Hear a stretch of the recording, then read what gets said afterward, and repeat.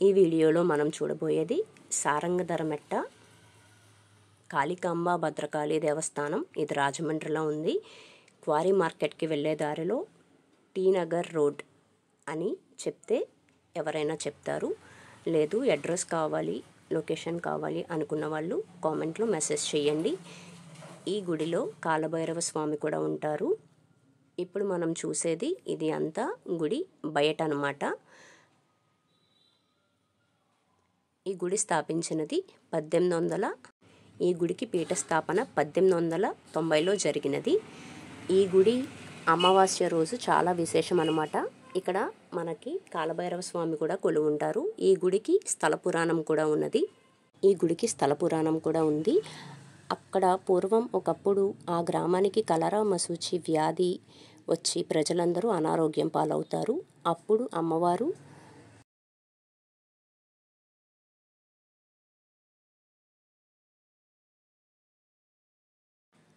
అమ్మవారు తన యొక్క రూపాన్ని రాగి రేకు మీద చెక్కి రథంపై పెట్టి ఆ గ్రామంలో అనారోగ్యంతో ఉన్న ప్రతి ఇంటికి తీసుకువెళ్ళమని చెప్తారు. అలా చేసిన వెంటనే 24 గంటల్లో ఆ గ్రామస్తులందరూ అనారోగ్యం నుంచి బయటపడతారు.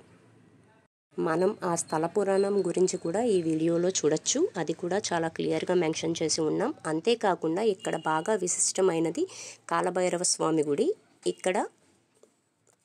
ఇక్కడ అమావాస్య రోజు కాలభైరవ స్వామికి గుమ్మడికాయని ఇలా 2 ముక్కలుగా చేసి నూనె పోసి దీపం పెడితే ఎటువంటి గ్రహ నక్షత్ర దోషాలున్నా అన్నీ తొలగిపోతాయి అని చెప్పి, శని బాధలున్నా తొలగిపోతాయి అని చెప్పి ప్రజలు చాలా విశ్వసిస్తారు. అది మనం ఈ వీడియోలో చాలా క్లియర్గా చూడవచ్చు. కాలభైరవ స్వామి ఇలా కాలభైరవ స్వామి దగ్గర గుమ్మడికాయ దీపం పెట్టడం వల్ల గ్రహ నక్షత్ర దోషాలు ఏమైనా ఉంటే తొలగిపోతాయి అని చెప్పి ప్రజలు బాగా విశ్వసిస్తారు. ఇప్పుడు మనం చూసేది అంతా టెంపుల్ బయట. అమావాస్య రోజు చాలామంది జనం ఉంటారు. కొంచెం చిన్నపిల్లలతో వెళ్ళేవాళ్ళు మొత్తం కేర్ఫుల్గా వెళ్ళండి. మీకు కావాల్సిన వస్తువులన్నీ తీసుకొని. And at the same time ఇది కొంచెం కొండ ప్లేస్లో ఉండడం వల్ల మనకి ఏమైనా ఫుడ్ రిలేటెడ్ ఏమైనా కావాలంటే బయటకు వచ్చి కొంచెం దూరం వెళ్ళాల్సింది. అందుకని ముందే చెప్తున్నాను.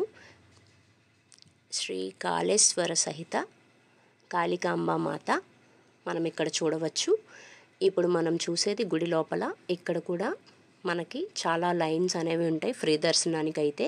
అది కూడా మనం ఈ వీడియోలో చూడొచ్చు. లేదు మనకి దర్శనం త్వరగా అయిపోవాలంటే మనకి టికెట్ కూడా ఉంటుంది. ఇప్పుడు మనం ఆ కాళికామాతను చూస్తున్నాం. అమావాస్య రోజు ఇక్కడ భోజనాలు కూడా పెడతారు.